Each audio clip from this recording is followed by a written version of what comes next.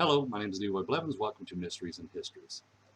In this episode here, what we're going to do is we're going to talk about the time frames and order of the shots and how I pinpointed the time frames and the order of the shots. Now, I've been getting a lot of people sending me emails and stuff, asking me questions like, hey, how can you tell the order of the shots? Well, as I point out in my research and stuff like that, I always sit there and tell people that the evidence has always been in the public's eye. It's been there for past 50 years. And as I'll also point out, we could base a time frame, and when I base my time frames, is based on the Zapruder film. And also I'll point out the fact that, excuse me, also point out the fact that I start with frame 133 of the Zapruder film when JFK's limo is first seen in the film. Because when I came up with the time frames, okay, this is based on what can be seen in the Zapruder film. Is when the bullets made contact with either JFK, Governor Connally, or in the surroundings. This is what gives us the time frame. Let me show you something. Okay, here's the time frame that I come up with. Okay, where the first shot made contact with JFK, starting with frame 133 to frame 224, when the bullet first struck JFK in the back. Okay, that time frame was 7.16 seconds. From frame 133 to frame 224. Let me show you. As I point out when I did my time frames and how I discovered the time frames, and like I said, I discovered this in the Zapruder film, but not only the Zapruder film shows us it, but when we lined up other films like the Much More film, the Orville Nix film and stuff like that, also they hold information as well.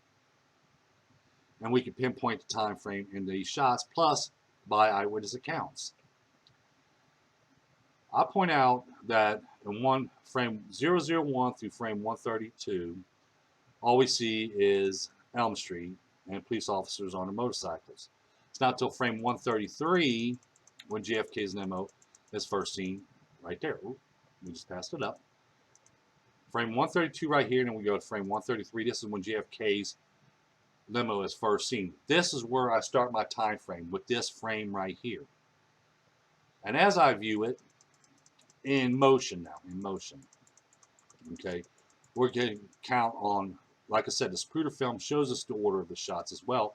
Plus, when we listen to the accounts that was happening that day, and we piece it all together, okay, and viewing other films and stuff like that, but mostly the Zapruder film shows more of the shots making an impact on the surroundings in JFK and Governor Connally than any other film that was filmed that day.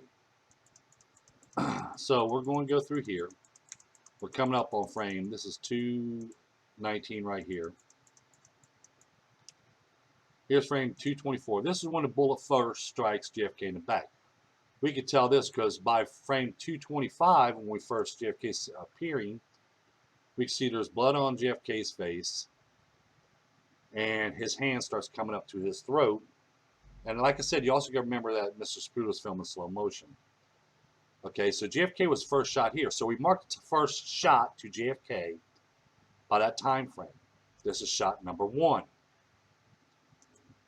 Then the bullet passes Governor Connally and strikes the inside of the chrome right here in between the windshield, sun visors of the windshield. But like we're talking about, we're not going to go into the details on it. I'm going to show you how I pinpoint the shots. Frame 224 is the first shot to the back of JFK. That's the shot that struck JFK in the back. Then, in frame 229, we see the bullet impact with blood spatter in the back of JFK's head. Okay, that'll be shot number 2 that we see in the film. This is how we get in order. So we know the first shot struck JFK in the back.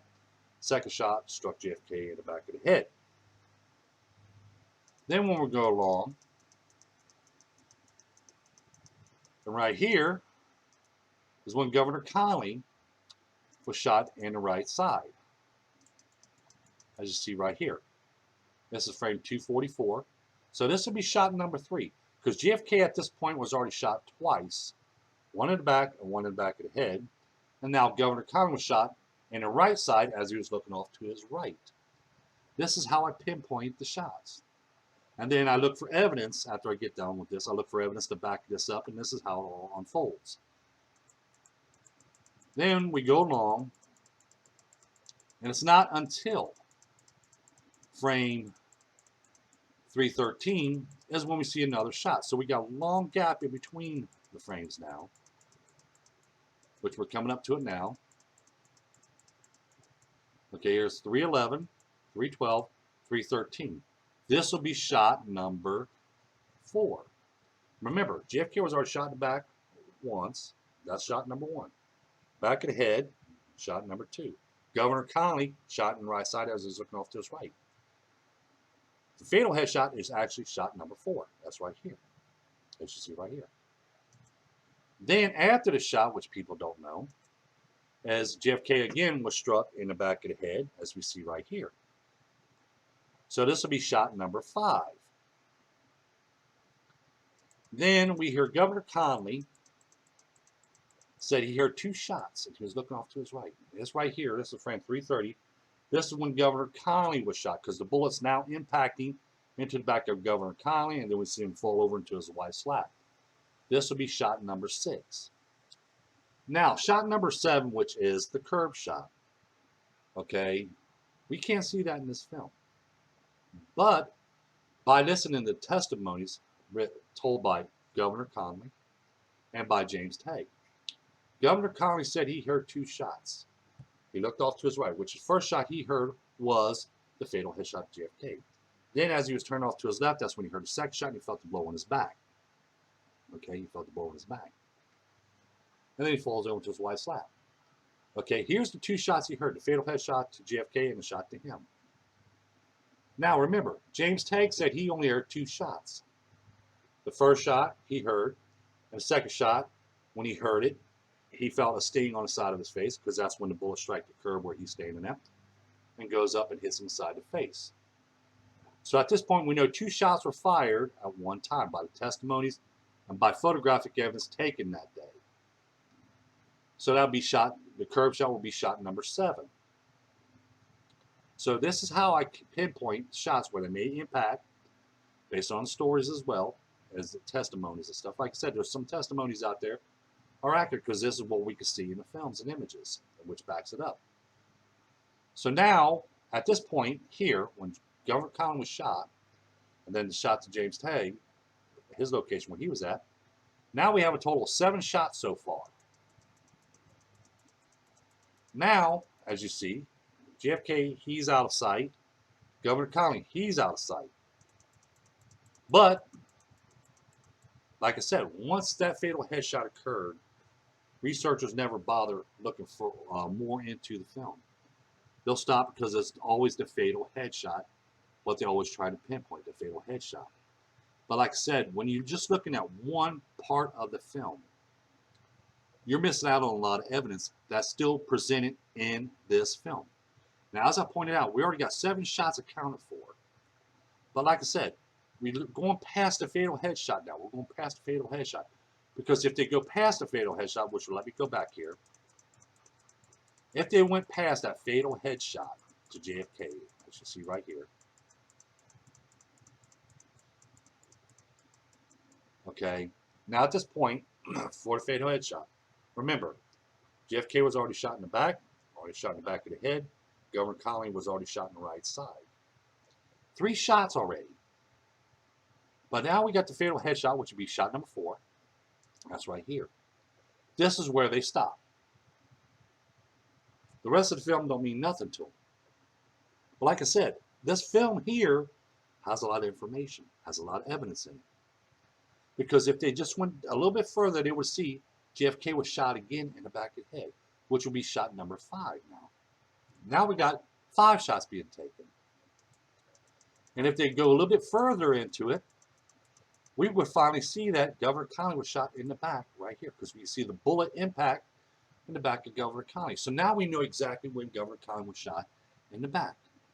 That magic bullet theory is already blowing out now. You see what I'm saying? Because remember, they're based on magic bullet by striking JFK in the back, bullet exits his throat, you make these U-turns, and strike Governor Connolly in the back, right? But if you watch a Zapruder film, this Zapruder film gives you that answer. because the Zapruder film holds that of when he was shot in the back. Remember, Governor Conley said he only heard 2 shots. All 2 shots he could hear was close range to him, which would come from shelter number 3. The fatal headshot, and then as he was turning over to his left, as we see also in the Zapruder film, he's always looking off to his right in the Zapruder film. It wasn't until after the fatal headshot is when he starts turning off to his left. So now we're fitting his story into the Zapruder film because we're seeing what he's doing, as he said. And then he heard a second shot, and he felt the blow in his back, which we could see the impact of the bullet in Governor Conley's back. So this was after the fatal headshot. And at this point, like I said, when we got James Tagg's story and his story, now we have a total of 7 shots being fired at this point. But like I said, they're going to stop when it comes to fatal headshot, and that's it. But when we go further into the film, as you see here,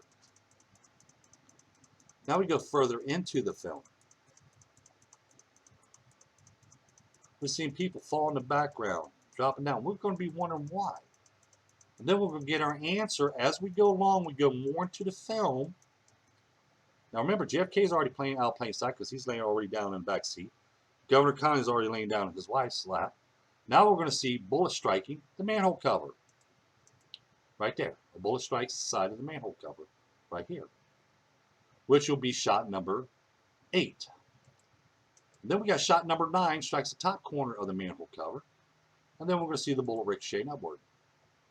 Then shot number 10 is going to strike where the steps are, where 3 men are standing. We could base this on that.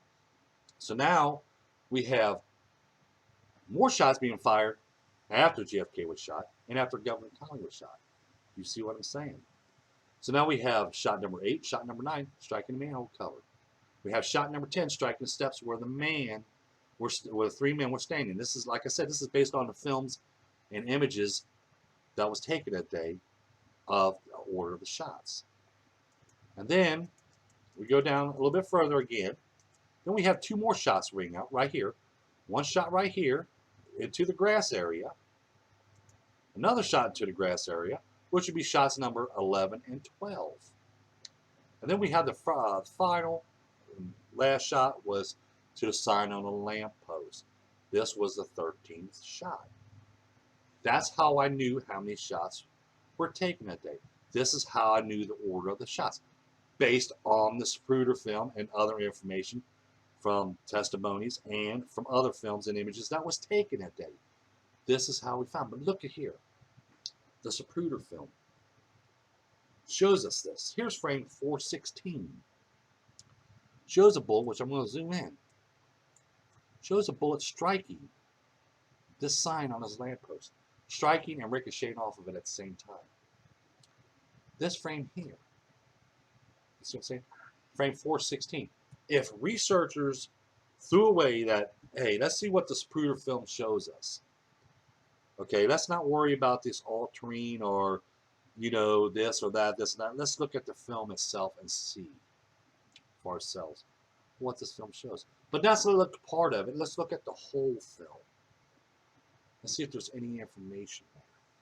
Just like when I sit there and I point out facts into this case. Okay, here's the Zapruder film. Shows a lot of information. Okay, like the manhole cover. Okay, once we get that location, we got the locations now. Okay, we know the order of the shots now. We know there was 13 shots fired.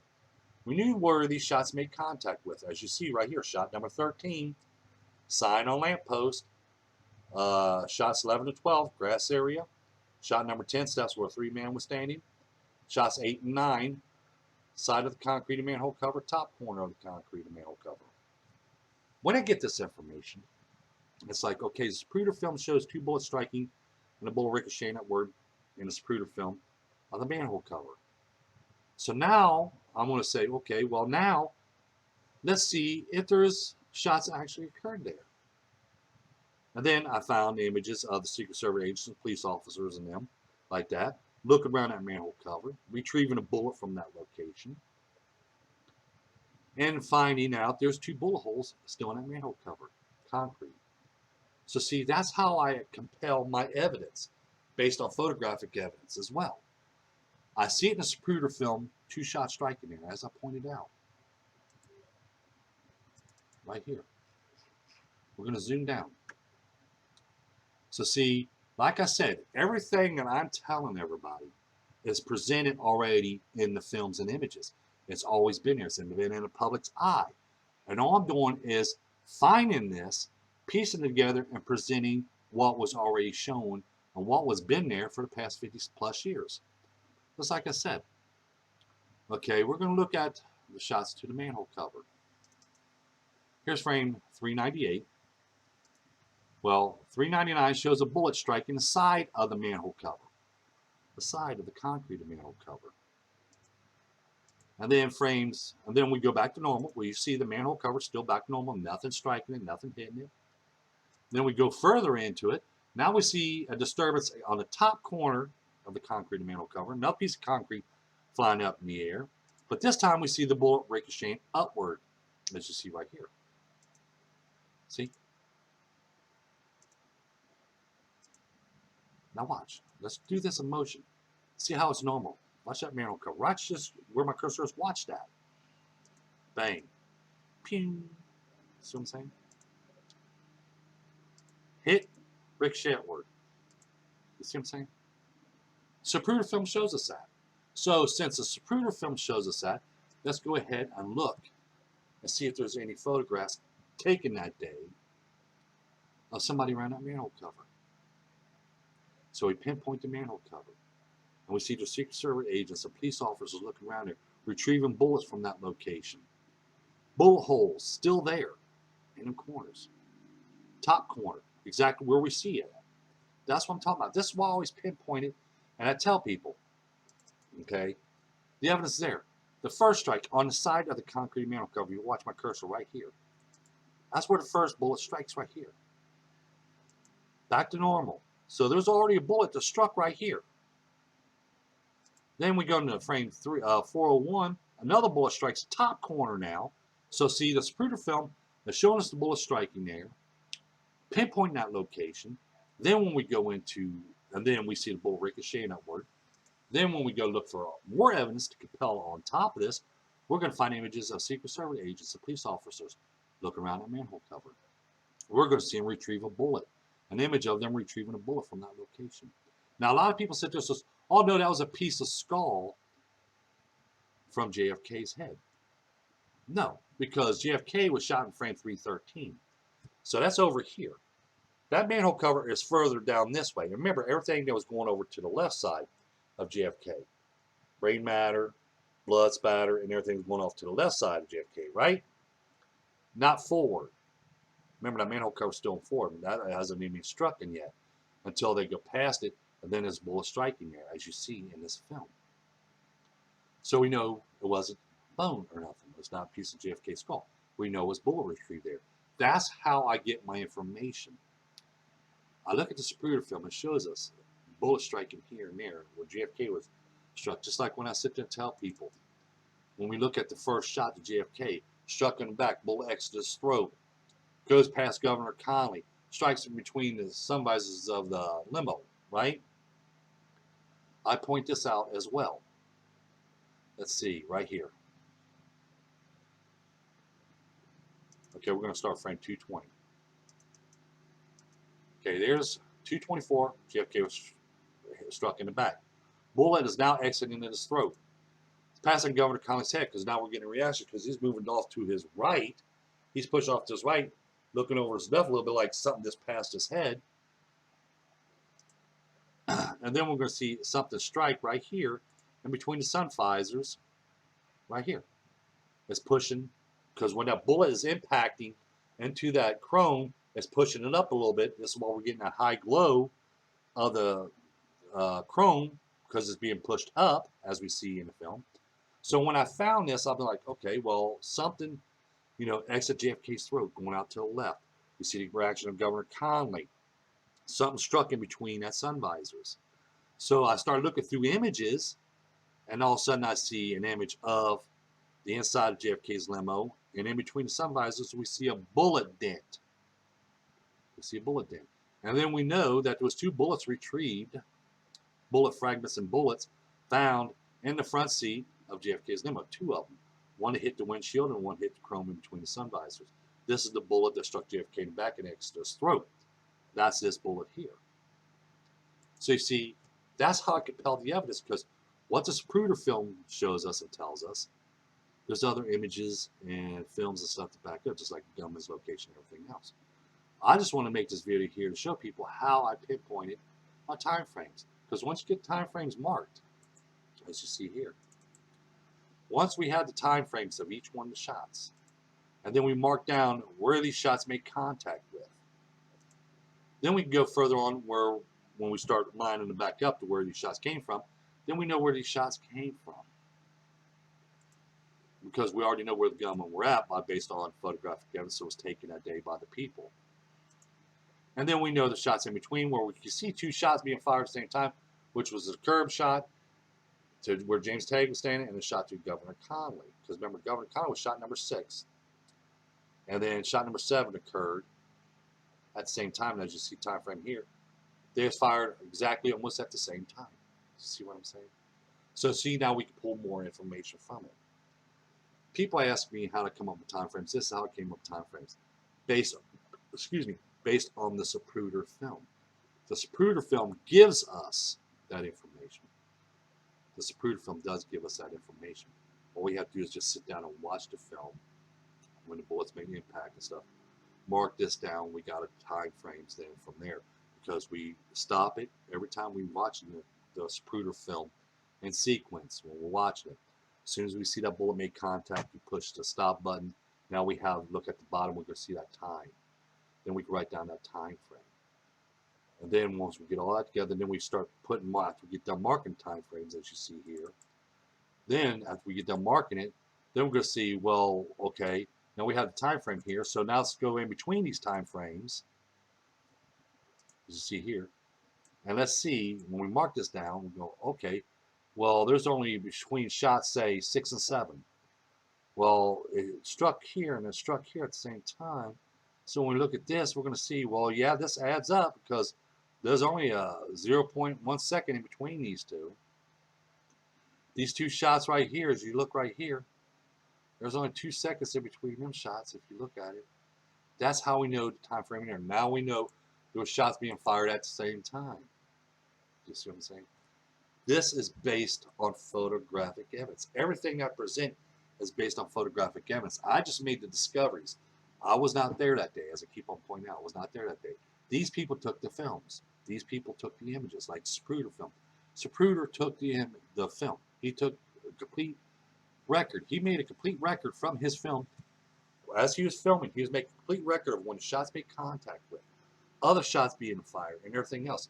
Then other people taking their images that day, we start lining them all up together. So they are the ones. They are the ones that actually had the case solved. The people there that day, the eyewitness accounts had the case solved. But what really took place that day? I am just a researcher and investigator, piecing all their information together and making discoveries, as I've done, and I'm presenting their evidence. It's their evidence, not my evidence. It's their evidence. As I keep on telling people, it's their evidence. Zapruder film holds a lot of information in it. The Zapruder film shows us all these bullets making contact with certain locations. So then we have other people that backs up that as well when they're taking their images of the Secret Service agents by that manhole cover, retrieving a bullet there. Zapruder captured the gunman on the rooftop of the county records building.